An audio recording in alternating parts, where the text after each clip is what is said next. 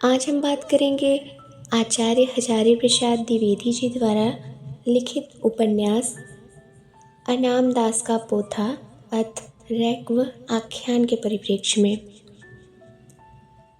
इसकी भूमिका द्विवेदी जी ने अब मैं नाच्यो बहुत गोपाल नाम से लिखी है। विदित हो कि अब मैं नाच्यो बहुत गोपाल ये सूरदास जी का एक पद भी है। तो इसमें हजारी प्रसाद द्विवेदी जी भूमिका में लिखते हैं कि कुछ दिन पहले, इस उपन्यास के प्रकाशन के कुछ दिन पहले, एक व्यक्ति हजारी प्रसाद द्विवेदी जी के पास मिलने आए थे। वो द्विवेदी जी से स्वीकृति चाहते थे। उन्होंने अथ रैक्व आख्यान नाम से एक पोथा लिखा था, तो उसको वो द्विवेदी जी को समर्पित करना चाहते थे। तो उसी परिप्रेक्ष्य में वो द्विवेदी जी से मिलने आए थे। क्या मैं ये आपको समर्पित कर सकता हूँ, इत्यादि सब बातें चर्चा करने के लिए। तो द्विवेदी जी ने बातों ही बातों में, काफ़ी लंबी बातचीत उनकी चली, लेकिन द्विवेदी जी को उनका नाम नहीं पता था। तो उन्होंने उनसे पूछा कि क्या मैं आपका नाम जान सकता हूँ। तो उन्होंने बताया कि नाम में क्या रखा है, नाम से क्या होता है, हमारे कर्म बड़े होते हैं, हमारी पहचान बड़ी होती है। तो एक नाम को लेके एक काफ़ी लंबा इन लोगों के बीच वार्ता चली इन लोगों की। तो उसके परिप्रेक्ष्य में भी यहाँ पे भूमिका में वर्णन किया गया है। फिर वो द्विवेदी जी को अपना पोथा समर्पित करके जब चले जाते हैं तो द्विवेदी जी ही उनका नाम अनाम दास रखते हैं। तो इस हिसाब से अनाम दास का पोथा हुआ, जो रैक्व ऋषि के बारे में जिसमें चर्चा की गई है। इसी भूमिका में आगे एक शीर्षक आता है सभावा नाम से, जिसमें रैक्व ऋषि के बारे में बताया गया है। उसकी कथा जो हमारे उपनिषद वगैरह में वर्णित है कि रैक्व ऋषि के बारे में उपनिषदों में लिखा है कि ये एक ऋषि थे और उनके पीठ में हमेशा खुजली होती रहती थी और ये एक रथ के नीचे हमेशा बैठे रहते थे। एक राजा थे जिनका नाम था जानश्रुति। ये राजा तत्व दर्शन के बारे में शिक्षा दीक्षा लेना चाहते थे। तो एक दिन रास्ते में जंगल में इन्होंने हंसों की आवाज़ सुनी। तो हंस आपस में वार्ता कर रहे थे। तो राजा जानश्रुति को हंसों की बोली का इनको ज्ञान था कि मतलब वो क्या कह रहे हैं ये समझ सकें। तो वो हंस कह रहे थे कि संसार में मनुष्य जितने भी पूरे कर्म इत्यादि करता है वो रैक्व ऋषि के पास चला जाता है। तो जानश्रुति को बड़ा आश्चर्य हुआ कि भाई ऐसा कौन सा है ऋषि है कि अगर मनुष्य अपने लिए पूरे कर्म करे तो वो भी रैक्व ऋषि के पास चला जाता है। तो इसी आशा से वो रैक्व ऋषि के पास पहुँचे तो देखे कि रैक्व ऋषि उसी रथ के नीचे बैठ के पीठ खुजला रहे थे। तो आगे वार्ता मतलब आगे वर्णित भी है उसमें उपनिषदों में कि आखिर क्या कारण था कि वो हमेशा अपनी पीठ खुजलाते रहते थे। तो हालांकि उनको शायद मतलब ऐसा अंदेशा व्यक्त किया गया है कि शायद उनको कोई दांत का रोग रहा होगा। ऐसा तो है नहीं कि वो ऋषि थे तो रोज़ नहाते नहीं थे। हो सकता है वो नहाते तो रहे हों पर वो स्नान के बाद अपने शरीर को सूखे कपड़ों से नहीं पोंछते रहे हैं। तो इत्यादि वो तमाम सारी धारणाएं बनाई गई हैं जो कि निश्चित तौर पे कुछ सही नहीं जान पड़ती हैं। तो राजा जानश्रुति जब उनके पास गए तो बोले कि हमें आप तत्व दर्शन की दीक्षा दीजिए। देखिए हम आपके पास हाथी, घोड़े, रथ, सोने, चांदी सब कुछ लेके आए हैं। तो रैक्व ऋषि बोले कि ये सब आप ले जाइए, मुझे आपसे कुछ भी नहीं चाहिए। फिर अगली बार जब राजा जानश्रुति आए तो उन्होंने अपनी कन्या को लेके इनके पास ऋषि के पास आए अपनी कन्या को लेके। उनकी कन्या देखने में काफ़ी सुंदर थी, सुशील थी और बुद्धिमान भी थी, गुणवान भी थी। तो जब रैक्व ऋषि ने इनकी कन्या को देखा तो उनकी तरफ मुँह करके कहे कि इस कन्या को ही देख के मैं तुमको दीक्षा देने के लिए तैयार हूँ। तो फिर आगे ये सब सारी चीज़ें हुई, वो राजा को दीक्षा वगैरह दिए। तो ये जो सब हवा है, ये जो भूमिका के अंतर्गत ही एक शीर्षक है, तो इसमें इनकी कहानी वर्णित है। अब आगे चल के उपन्यास का जो प्रथम खंड शुरू होता है, फिर आगे रैक्व आख्यान के नाम से पहला भाग शुरू होता है। तो उसमें इनको बताया गया है कि एक ऋषि रहते थे जिनका नाम ऋक्व था। ऋक्व ऋषि बड़े धर्मात्मा पुण्यात्मा व्यक्ति थे। ऋक्व ऋषि की पत्नी गुजर गई थी। उनको एक बेटा हुआ था जिनको सभी लोग रैक्व कहते थे। रैक्व इसलिए उनका नाम पड़ा क्योंकि वो ऋक्व के पुत्र थे, इसलिए सारी जनता उनको रैक्व कहती थी। रैक्व थोड़ा किशोरावस्था में जब प्रविष्ट किए तो इनके पिता का भी अर्थात ऋक्व मुनि का भी देहांत हो गया। तो फिर आगे चल के इनको कुछ भी सामाजिक कोई ज्ञान नहीं था, कोई लौकिक ज्ञान नहीं था। बस एक ही ज्ञान, मतलब एक ही चीज़ इनके अंदर थी कि ये दुनिया है वो सब वायु से उत्पन्न होती है, वायु से ही चलती है और अनंत काल बाद ये वायु में ही प्रविष्ट हो जाती है। यानी कोई मनुष्य जब जन्म लेता है तो उसके जन्म के साथ वायु होती है। मनुष्य जब तक रहता है वायु रहती है। अब वो जो संसार से चला जाता है तो वायु के कारण ही चला जाता है, वायु नष्ट हो जाती है, सब कुछ नष्ट हो जाता है। तो ये संसार के केंद्र में, ब्रह्मांड के केंद्र में ये वायु को रखना चाहते थे। ये सबसे ज़्यादा जो सर्वोपरि सत्ता होती है वो ईश्वर वगैरह किसी को नहीं जानते थे। वो केवल ये जानते थे कि अगर इस ब्रह्मांड में कोई सत्ता है तो वो है एकमात्र वायु की सत्ता। ये सब करते हुए एक दिन ये बैठते थे, जब ध्यानावस्था में बैठते थे तो सुबह से शाम हो जाती थी, रात हो जाती थी। दिन भर ये कुछ खाते पीते नहीं थे। ये इसी खोज में लगे रहते थे कि आखिर ये सब है क्या, ब्रह्मांड किससे बना है। यानी ये दार्शनिक श्रेणी के व्यक्ति थे। तो आसपास की जनता इन्हें बहुत सिद्ध समझने लगी, बहुत सिद्ध पुरुष समझने लगी, इनके दर्शन को लेके बहुत व्याकुल होने लगी। तो एक दिन ये रैक्व जो थे वो कहीं जा रहे थे जंगल में। तो जंगल में इनको एक लड़की बेहोश मिली।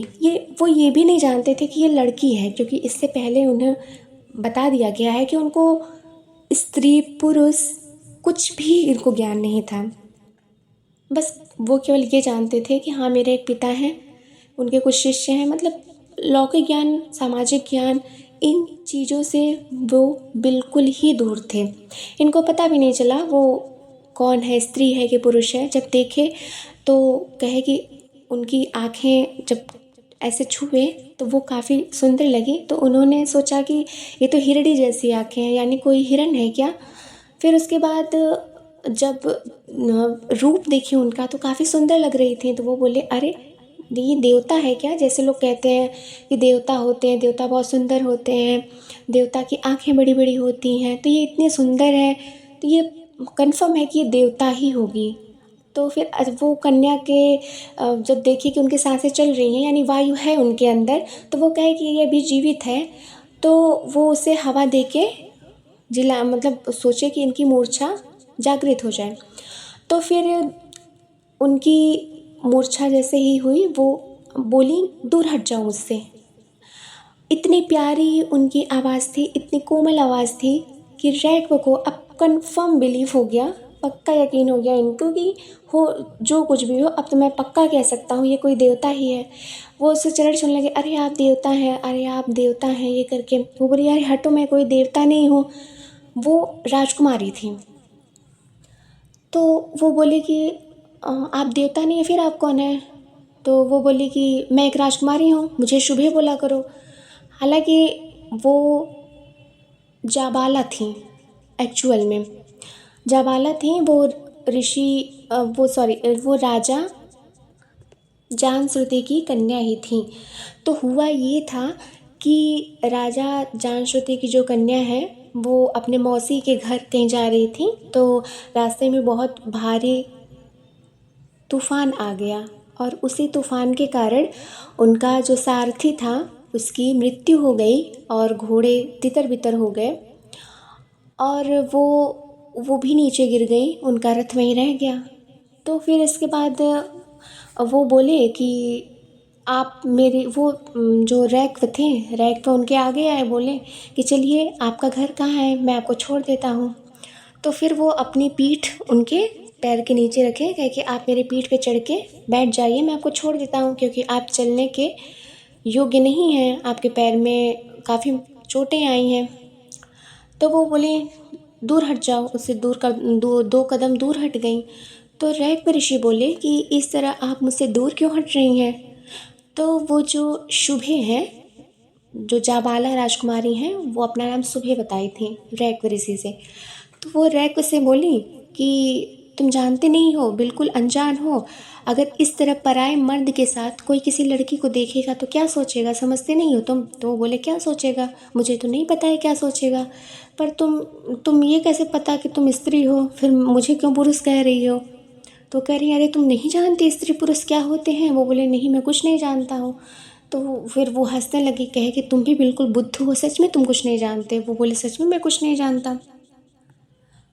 तो जाबाला को ये सब लग रहा था कि ये सब केवल वो मजाकिया लहजे में कह रहा है, जबकि वो बात सत्य थी। फिर आगे जब बातचीत होती है तो रैक ऋषि बोलते हैं, कहते हैं जानती हो शुभे, सब कुछ वायु से उत्पन्न होता है और वायु में ही विलीन हो जाता है। मेरे भीतर, तुम्हारे भीतर और समस्त विश्व ब्रह्मांड में केवल वायु सब कुछ कर रही है। मेरे भीतर जो प्राण वायु है वह तुम्हें देखकर बहुत चंचल हो गया है, तुम्हें दिखाई नहीं देता। मेरे भीतर भयंकर आंधी बन रही है और ये मुझे लगता है कि ये आंधी मुझे उड़ा ले जाएगी। तो फिर आगे जाबाला कहती हैं कि ऋषि कुमार, तुमने बहुत बड़ी बात कही, पर तुम जिसे वायु कहते हो वो क्या सचमुच वायु है? क्या वस्तुतः एक प्रत्यय है, प्रतीति है? जानते हो ऋषि कुमार, प्रत्यय आत्मा का धर्म है, पद और पदार्थ को प्रत्यय ही जोड़ता है। फिर अब ये जो रैक्व होते हैं वो आश्चर्य में पड़ गए कि भाई अभी तो मैं केवल वायु के पेड़ ही शोध कर रहा था, अब ये प्रत्यय पदार्थ ये सब सारी कौन सी चीज़ें हैं। तो फिर रैक्व बोले कि राजकुमारी क्या आप मतलब राजकुमारी वो नहीं जानते थे, शुभे कहते थे। तो बोले शुभे, क्या तुम बैठ के इस विषय पे चर्चा कर सकती हो मेरे साथ, क्योंकि मुझे लगता है कि तुम बहुत ज़्यादा बुद्धिमान हो। तो वो शुभे बोली, जो स्वयं जाबाला थी, वो कहीं कि खेद है मुझे, मैं माफ़ी चाहती हूँ, मैं आपके साथ बैठ के विचार विमर्श नहीं कर सकती हूँ। फिर आगे बातचीत होती है कैसे याज्ञवल्क्य और जनक जी में संवाद हुआ था। तो उन संवादों की भी चर्चा यहाँ है, जिसमें बताया गया है कि जब आत्मा की महत्ता को स्थापित किया गया है कि जब सूर्य अस्त हो जाता है, चंद्रमा अस्त हो जाता है, अग्नि बुझ जाती है, तो मनुष्य की एकमात्र ज्योति होती है वो आत्मा होती है। तो आत्मा पे थोड़ा आत्मदर्शन की भी यहाँ पे चर्चा हुई है। फिर इसके बाद आगे बात बढ़ती है, भाग जो दूसरा खंड आता है उसमें है राजा जानश्रुति की कन्या के बारे में बताया गया है कि वो जाबाला जो थी वो इकलौती दुलारी कन्या थी और वो बड़ी बुद्धिमान थी। बचपन से ही वे वेद, वेदांत, उपनिषद सबके बारे में काफ़ी जानकारी रखती थी, बहुत गूढ़तम जानकारी रखती थी। राजा जानश्रुति अपनी कन्या के लिए वर की तलाश कर रहे थे, लेकिन ऐसा कोई सुयोग्य वर उनको दिखता ही नहीं था जो उनकी पुत्री के योग्य हो। तो ये कार्य उन्होंने अपने स्वयं पुत्री को भी सौंप रखा था और एक जो राजा जानश्रुति के आचार्य और गुरु थे, जिनका नाम औदुंबरायर था, वो जाबाला को अपनी कन्या मानते थे। तो वो उनको भी उनका वर ढूंढने का अधिकार दिए थे कि गुरु आप वर की तलाश कीजिए जाबाला के लिए जो सुयोग्य हो इसके लिए। तो औदुंबरायण जी ने ही इनको सजेस्ट किया कि राजन, आप तत्व दर्शन की जो शिक्षा दीक्षा चाहते हैं वो आपको रैक्व ऋषि के पास ही मिलेगा। तो राजा बोले कि ये रैक्व ऋषि कौन है। तो फिर वो उन्होंने बताया कि ये एक रथ के नीचे हमेशा अपने शरीर को खुजलाते हुए मिलेंगे। और मैं रास्ते में जब आ रहा था तो कुछ लोग ये चर्चा कर रहे थे कि जो मनुष्य करता धरता है सब कुछ रैक्व ऋषि के पास चला जाता है। फिर जाबाला को जब यह सोचना लगी तो वो मन ही मन काफ़ी ज़्यादा खुश भी हुई और दुखी भी हुई। अच्छा, तो वो जिस इंसान से मैं मिली थी वो रैक्व था। फिर ये एक जाबाला के मन में रैक्व के प्रति एक आकर्षण आ गया था, जो सहज ही एक स्त्री और पुरुष के मध्य होता है। फिर जाबाला दिन रात उस रैक्व ऋषि के बारे में सोचती रहती थी। वो कहती थी कि हे भगवान, उनको तो मेरा नाम भी नहीं पता है, वो कैसे मेरी खोज करेंगे। तो वो दिन प्रतिदिन वो उसका स्वास्थ्य गिरता गया। राजा और उनके गुरु काफ़ी चिंतित रहने लगे कि आखिर क्या बात है कि जाबाला का स्वास्थ्य इतना बहुत बुरी तरीके से खराब होता चला जा रहा है। फिर ये लोग रैक्ब से मिलने गए तो रैक्ब ने बताया कि आप लोग मुझसे क्यों मिलने आए हैं, मेरी गुरु है, वो शुभे है, आप जो कुछ पूछना चाहते हैं शुभे से पूछिए। लोगों ने पूछा ये शुभे कौन है, वो बोले कि मैं नहीं जानता, वो मेरी गुरु है, वो बहुत सुंदर है, बहुत अच्छी है, उसे बहुत ज़्यादा जानकारी है, बहुत ज़्यादा उसे हर क्षेत्र की जानकारी है, आप लोग उससे उसकी चर्चा कीजिए। फिर ये एक शुभे की खोज करने के लिए ये चल पड़े और रास्ते में बिना कुछ खाए पिए हुए आंधियों के थपेड़ों को सहते हुए ये चलते ही चले जा रहे थे। और एक जगह ये गश खा के गिर पड़े जब, तो इनको एक वृद्ध माता वहाँ से गुजर रही थी तो इनको उठाई। तो इन्होंने उनसे पूछा कि मैं आपको क्या कह के बुलाऊं, क्योंकि मुझे तो ये सब लोग और रिश्तों के बारे में मुझे कोई जानकारी नहीं है, तो मैं क्या आपको भवती कह के संबोधन करूं, भवती शब्द आपको सही तो लगेगा। तो उन्होंने बोला बिल्कुल ठीक है, मुझे कोई इसमें आपत्ति नहीं है। लेकिन फिर वो रुकी और उनसे बोली कि तुम मुझे भवती ना बोल के माँ बोल सकते हो, क्योंकि मैं तुम्हारे माँ की ही उम्र की ही होंगी और यहाँ के लोग प्रायः मुझे माँ ही बोलते हैं, तो तुम भी मुझे माँ कह सकते हो। फिर ये उनसे पूछने लगे तो जानकारी हुई कि ये इस तरीके से जो प्राणवायु है, आत्मा है, इन सब के ज्ञान के लिए ये भटक रहे हैं। और कोई लड़के जिसका नाम शुभे है, इन्होंने बताया था। तो वो बोली आसपास के क्षेत्र में इस नाम से तो कोई नहीं है, ऐसी कोई राजकुमारी जिसका नाम शुभे हो। तो ये चर्चा हुई तो उनसे वो बोली कि देखो, तुम मुझे माँ बोले हो और जो तुम्हारे यानी जो मेरे पति हैं वो तुम्हारे पिता लगेंगे।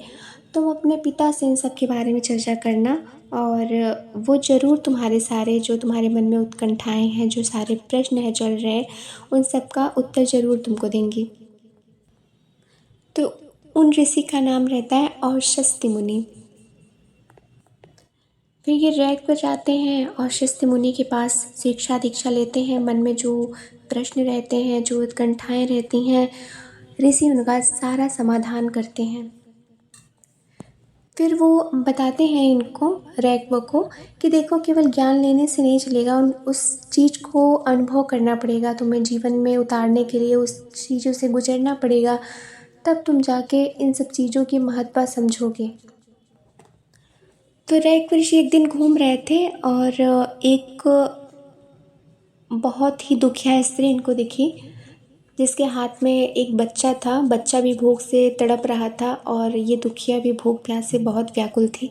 तो इनसे पूछे कि आप कौन हैं? तो वो बोली कि थोड़ा सा जल ले आके मुझे और मेरे पुत्र को पिला दीजिए तो मुझे जीवन दान मिल जाएगा।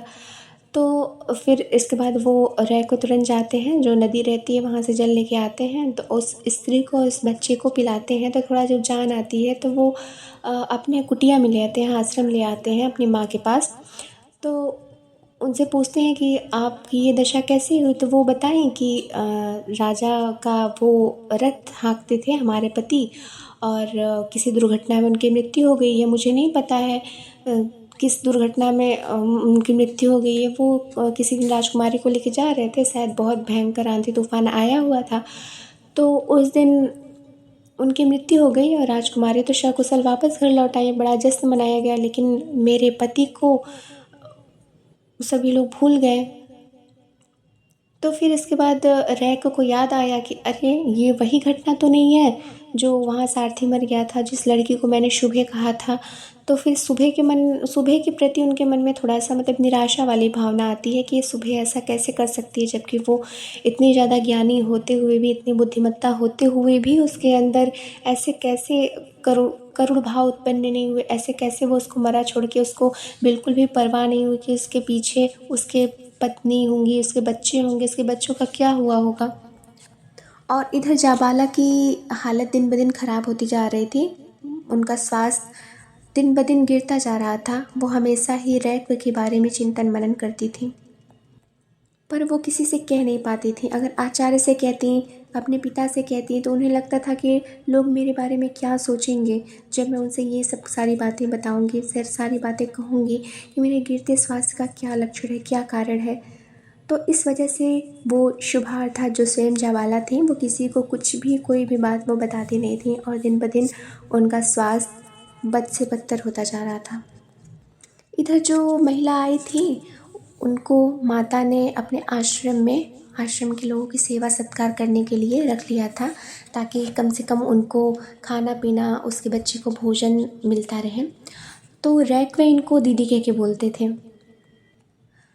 तो एक दिन वो बोले कि एक बार राजा से बोल दिया जाए कि कुछ नहीं तो कम से कम मुझे उस रथ के पास दीपक जलाने की आज्ञा दे दें। और तो यही सब सारी चर्चा हुई। तो जो माँ थी साध्वी, रैक्वे की माँ, वो कहीं कि ठीक है, मैं राजा के पास इस परिप्रेक्ष्य में चर्चा करने के लिए खुद जाऊंगी।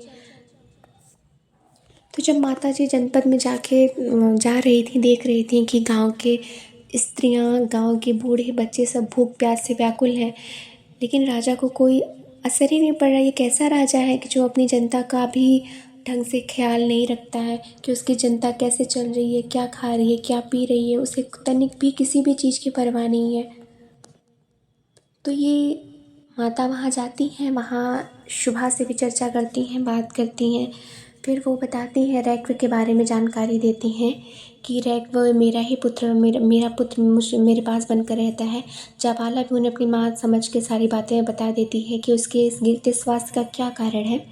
फिर आगे जब राजा को पता चलता है कि उसे इतने धन देने के बावजूद भी उसकी प्रजा त्रस्त है, उसका ये हाल है कि भूखों मर रही है उसकी प्रजा, तो फिर वो आचार्य से विचार विमर्श करते हैं कि आखिर ये सब क्या हो चल रहा है, मेरे राज्य में क्या कारण है कि जनता भूखों से त्रस्त है, प्यास से व्याकुल है। तो किसी ने राजन को सुझाव दिया था कि आपकी जो कन्या है वो, उसके लिए उसको कोई गंधर्व रोग लग गया है जो शादी विवाह से संबंधित होता है। उसके लिए आपको गंधर्व की पूजा करानी होगी और एक होता है कोहलियों का नृत्य करवाना होगा उसके लिए। तो मुझे लगता है कि ये ठीक हो जाएगी। तो उस राज्य में कुछ लोगों ने ऐसे ही अफवाह उड़ा रखी थी कि वहाँ एक रथ रहता है, उस रथ, ये इनका एक्सीडेंट हो गया था, दुर्घटना हो गई थी जब, तो उस रथ को लेने एक गंधर्व आया था। वो गंधर्व आज भी उस रथ के पास रहता है। उस रथ के पास जो वहाँ जाता है, उसको गंधर्व उसके शरीर में प्रविष्ट कर जाता है, उसे गंधर्व रोग लग जाता है। तमाम तरह की ऐसी धारणाएं वहाँ चलने लगीं। तो जहाँ वो रथ पड़ा हुआ था, वहाँ उस रथ के पास कोई जाता नहीं था। कुछ लोग कभी एक ऋषि को वहाँ देखे थे, लेकिन उस ऋषि को अब वो वहाँ नहीं देखते हैं। फिर इधर राजा ने घोषणा करवा रखी थी कि गंधर्व पूजन किया जाएगा और कोहलियों का नृत्य होगा। तो इसके बारे में रैक्व पूछते हैं, ये कोहलियों का नृत्य क्या होता है? तो वो बोलते हैं कि कोहल मुनि जो थे वो भरत मुनि के प्रधान शिष्य थे, उन्हीं का संप्रदाय ही कोहली संप्रदाय कहा जाता है। ये लोग मानते थे कि भरत मुनि ने अपने नाट्य शास्त्र में केवल भारतीय वृत्ति का प्रवर्तन किया था, जिसमें शब्दों के द्वारा ही भाव प्रकट करने पर जोर दिया जाता है। और दो वृत्तियां भी वे लोग मानते हैं, लेकिन चौथी वृत्ति कैशिकी को वे लोग नहीं मानते। तो फिर रैक्व ने पूछा कि कैशिकी वृत्ति क्या होती है? तो एक आदमी ने उन्हें बताया कि मनुष्य ही देवता या गंधर्व का रूप धारण करके रंगभूमि पर उतरता है, इसमें अप्सराओं की भी भूमिका होती है। कोहली ये लोग कहते हैं कि अप्सराओं की भूमिका बालकों या किशोरों से कराई जानी चाहिए, स्त्रियों से नहीं। परंतु जो लोग कैशिकी वृत्ति को मानते हैं, वे अप्सराओं और देवियों की भूमिका में स्त्रियों से अभिनय कराते हैं। वे लोग कहते हैं कि स्त्रियों का अभिनय स्त्रियां ही करें, यही स्वाभाविक है। परंतु कोहली लोग लड़कों को ही स्त्री की भूमिका में उतारते हैं। उनका कहना है कि रंगभूमि में स्त्रियों के अभिनय करने से अधर्म की वृद्धि होती है और धर्म का ह्रास होता है। तो रैक्व कहते हैं, अब ये सब क्या है भाई, ये सब सारी चर्चा मुझे नहीं समझ में आई। फिर आगे वो बताता है कि स्त्रियां जब सज धज कर रंगभूमि पर उतरती हैं तो साधारण पुरुष जो होते हैं उनके प्रति उनके मन में आकर्षण पैदा हो जाता है। फिर स्त्री पुरुष का मिलन होता है और बच्चे पैदा होते हैं, और जो वर्ण संकर होते हैं उनसे समाज नष्ट होता है। स्त्री और पुरुष का मिलन होगा तो बच्चे तो पैदा होंगे ही। पर जो रैक्व ठहरे वो बिल्कुल ही अनभिज्ञ इन सारी चीज़ों से। उन्हें तो ये भी नहीं पता था कि स्त्री और पुरुष किसे कहते हैं, और फिर उन्हें ये सब कैसे पता हो जाएगा स्त्री पुरुष के संसर्ग से बच्चे की उत्पन्न होती है। तो वो कहने लगे कि बच्चे कैसे पैदा होते हैं। तो फिर इसके बाद आगे ये सारी चर्चा चलती रहती है। तो इसमें उनको दिखाया गया है कि उनको किसी भी चीज़ के बारे में कोई जानकारी नहीं थी। तो धीरे धीरे करके वो सारी जानकारी वो ले रहे थे। फिर यहाँ जो कोहलियों का नृत्य की व्यवस्था करवाई जा रही थी, रंगमंच का निर्माण किया गया, उसमें कर्मकर लगाए गए, और उसके लिए जो काली और गौड़ वर्ग की मिट्टी शुभ मानी जाती थी, उसके लिए पहले भूमि को हल से जोता जाता था। राजा ने हल चलाया, भूमि को जोता, उसमें से सारी अस्थि, कील, कपाल, तृण, गुल्मा आदि सबको साफ किया गया। उससे सम और पटेसर बनाया गया। फिर प्रेक्षागृह नापा गया। प्रेक्षागृह के माप के समय अगर कोई सूत्र टूट जाता है तो उसका अमंगल माना जाता है। तो सूत्र ऐसा बनाया जाता था कि जो आसानी से न टूट सके। वह या तो कपास से बनाया जाता था, या तो बेर की एक छाल होती है उससे, या फिर मूंज से बनाया जाता था। फिर यहाँ नाटक का आरंभ हो गया था। नाटक को देखते हुए शुभा बहुत ही ज़्यादा विचलित हो जाती थी, क्योंकि उस नाटक में कुछ ऐसा ही चीज़ें दिखाई गई थी, ऐसी चीज़ें दिखाई गई थी जो कि बार बार जाबाला को रैक्व का ध्यान कराती थी। उनकी एक बहन आई थी, शायद वो बुआ की या मौसी की बेटी थी, जिनका नाम था अरुंधति। अरुंधति जब देखी कि वो रो रही है तो वहाँ से सीधे उठा के उनको उनके शयन कक्ष में ले गई और पूछी कि आप जो सारी हंसने वाली चीज़ें थी कि कैसे एक किशोरावस्था का एक पुरुष रहता है, उस पुरुष को कुछ भी जानकारी नहीं होती है, ये समाज क्या होता है, ये लोग क्या होता है, ये सब नाटक में चल रहा था। तो उसे देखकर आप रो क्यों थी?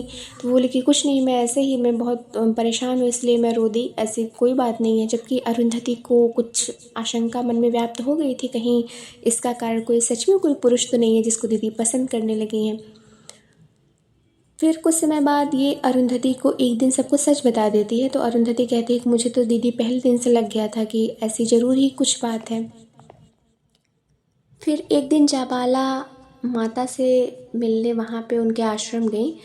तो माता जी उनसे मिली, लेकिन उन्हें कुछ अति आवश्यक कार्य हो गया था, तो वो थोड़ा देर के लिए आश्रम से बाहर चली गई। इतने में ही रैक्व आ गए। रैक्व को जब देखा उन्होंने सामने तो शुभे है, तो वो बोले कि शुभे तुम? वो फिर सकुचा गई थोड़ा सा। वो बोले कि आप हाँ मैं हूँ, आप थोड़ा देर के लिए आश्रम, मैं अकेली यहाँ हूँ, तो इस समय आप थोड़ा बाहर चले जाइए, जब माता जी आए तब आप चले आइएगा। तो इधर जब माता जी आती हैं तो पूछती हैं कि रैक्व आया था क्या? तो जाबाला बोलती है कि हाँ आया तो था, लेकिन मैंने उससे कह दिया कि चले जाओ, तो वो तुरंत चला गया। तो वो बोले कि सुबह से वो कुछ खाया पिया नहीं है, और वो ऐसे कैसे चला जा सकता है, वो कहीं अब जाके ध्यान मग्न हो जाएगा तो फिर उठेगा ही नहीं वो खाने पीने के लिए। इससे जाबाला और व्यथित चिंतित हो जाती है कि मैंने ये क्या कह दिया कि रैक्व चला गया और वो समाधिस्थ हो गया होगा अब तो। फिर आगे कहानी बढ़ती है तो इसमें ये दिखाया जाता है कि जो जाबाला थी वो भी दुखी रोगियों की सेवा करने के लिए अपने महल से बाहर निकल गई। इधर रैक्व भी लोगों का दुख दूर करने के लिए लोगों की सेवा करते थे, इधर माता जी भी लोगों की सेवा करती थी। तो यही सब अंत तक चला है। और जो इसमें सबसे ज़्यादा चर्चा हुई है वो भारतीय दर्शन से रिलेट चीज़ों की चर्चा हुई है सबसे ज़्यादा। आत्मा क्या है, परमात्मा क्या है, वायु क्या है, और ये समस्त ब्रह्मांड का केंद्र क्या है, समस्त ब्रह्मांड किससे चलता है, कैसे उत्पन्न होता है, और मनुष्यों की शक्ति क्या है। तो इन सब के बारे में, जिसमें द्विवेदी जी की खास पकड़ थी द्विवेदी जी को। और केवल एक ही उपन्यास में इनके गहन दर्शन की को हमें देखने के लिए नहीं मिलता है, बल्कि इनके जो अन्य उपन्यास भी हैं, या फिर पुनर्नवा हुआ, या फिर बाणभट्ट की आत्मकथा ही हुई, तो इन सब में अगर हम देखते हैं तो भर भर के ही हमें दर्शन और सारे तत्व ज्ञान, तत्व चिंतन, आत्मा परमात्मा से संबंधित सारी चीज़ें, स्वर्ग, नरक, पुनर्जन्म, इन्हीं सब सारी चीज़ों को केंद्र में रखते हुए इनके उपन्यास का निर्माण किया गया है। मनुष्य सोचता है क्या है, उसके प्रश्नों का जवाब कैसे ही उसके ही प्रश्न में निहित होता है। मनुष्य अपनी ज्योति स्वयं बन सकता है, मनुष्य दूसरों के लिए क्या कुछ कर सकता है, ये सारी सारी चीज़ें द्विवेदी जी के उपन्यासों में हमें देखने के लिए मिलती है। और सबसे जो इसमें मुख्य बात होती है द्विवेदी जी के उपन्यासों में कि इन्होंने नारी के हर रूप को, नारी का एक उज्ज्वल रूप जो होता है जिसमें को उन्होंने बाणभट्ट की आत्मकथा में भी उजागर करने का भरपूर प्रयत्न किया है। वो पुनर्नवा में भी इन्होंने नारी के उस रूप को उजागर किया है, उस रूप पर प्रकाश इन्होंने इस अनाम दास के पोथा में भी नारी के उज्ज्वल रूप की ही संकल्पना की है। चाहे वो ज्वाला हो, चाहे वो भट्टिनी हो, चाहे वो निपुणिका हो, चाहे वो मंजुला हो, सबको इन्होंने सबके उज्ज्वल रूप पर एक प्रकाश डाला है। इन्होंने प्रेम के बारे में जो लिखा है, प्रेम की जो विशद व्याख्या की है, वो बहुत ही ज़्यादा रुचिकर है और अत्यंत वो प्रभावित भी करता है हमें, जो हमारी संस्कृति से हमको जोड़ता है। प्रेम हमारी संस्कृति है, प्रेम हमारा संस्कार है, प्रेम हमारा नैसर्गिक स्वभाव है, प्रेम प्राकृतिक है। इन सब की सारी चीज़ों की जो चर्चा की गई है वो सारी द्विवेदी जी के उपन्यासों में हमें निहित दिखाई देती है।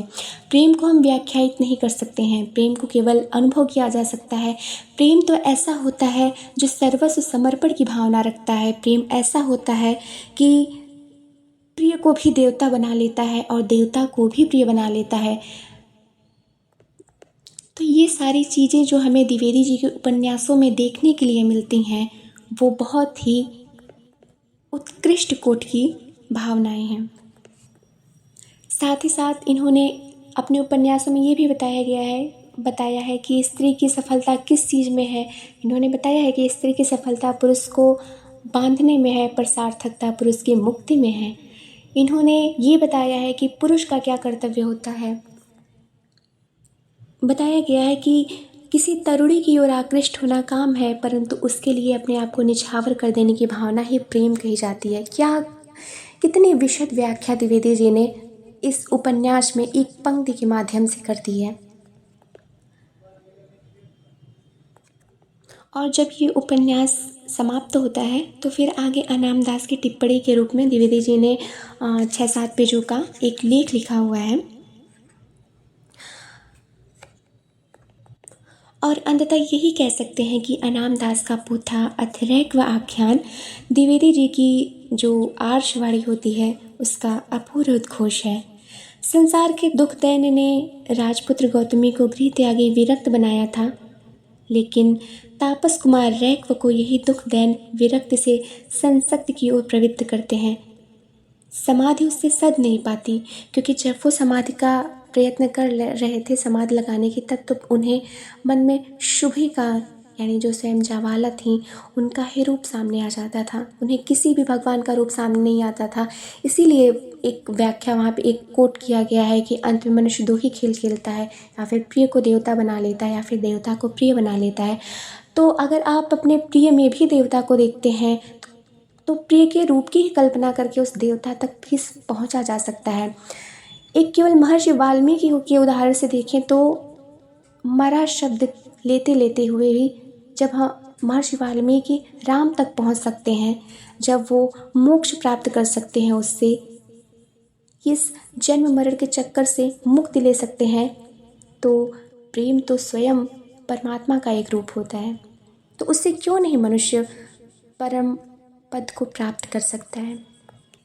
अनाम दास का पोथा जिजीविषा की कहानी है। जिजीविषा है तो जीवन है, जीवन रहेगा तो जीवन में अनंत संभावनाएं भी व्याप्त होंगी। ये जो जिन बच्चों की ये सेवा करते हैं ये वे बच्चे हैं, किसी की टांग सूख गई है, किसी का पेट फूल गया है, किसी की आँख सूज गई है, ये जी जाएं तो इनमें बड़े बड़े ज्ञानी और उद्यमी बनने की संभावना है। तापस कुमार रैक्व उन्हीं संभावनाओं को उजागर करने के लिए व्याकुल हैं और वे उस विरक्ति का नहीं प्रवृत्ति का मार्ग अपनाते हैं। अर्थात जिस तापस कुमार को विरक्ति चाहिए थी, सांसारिक जो कामनाएं उनसे छुटकारा चाहिए था, वो उससे छुटकारा के लिए नहीं बल्कि दीन दुखी लोगों की सेवा के लिए वो विरक्ति का नहीं बल्कि प्रवृत्ति का मार्ग अपनाते हैं। आगे बताया गया है एक जानकारी जो है वो काफ़ी दिलचस्प जानकारी है कि अनामदास का पोथा लिखते समय आचार्य द्विवेदी जी ने इस उपन्यास की परिकल्पना 2 खंडों में की थी। पहला खंड अनामदास का पोथा अथरैक व आख्यान शीर्षक से प्रकाशित हुआ था और दूसरा खंड उन्होंने लिखना ही शुरू किया था कि काल के क्रूर हाथों ने उन्हें सदा सदा के लिए हमसे छीन लिया। दूसरे खंड का जितना अंश वे लिख पाए थे उसे इस पुस्तक में भी दिया गया है। दूसरा खंड इन्होंने लिखना शुरू किया था तकरीबन ये 7 से 8 पृष्ठ शायद लिख पाए थे, तभी उनकी ये काल कवलित हो गए, ईश्वर अपने चरणों में इनको ले लिए।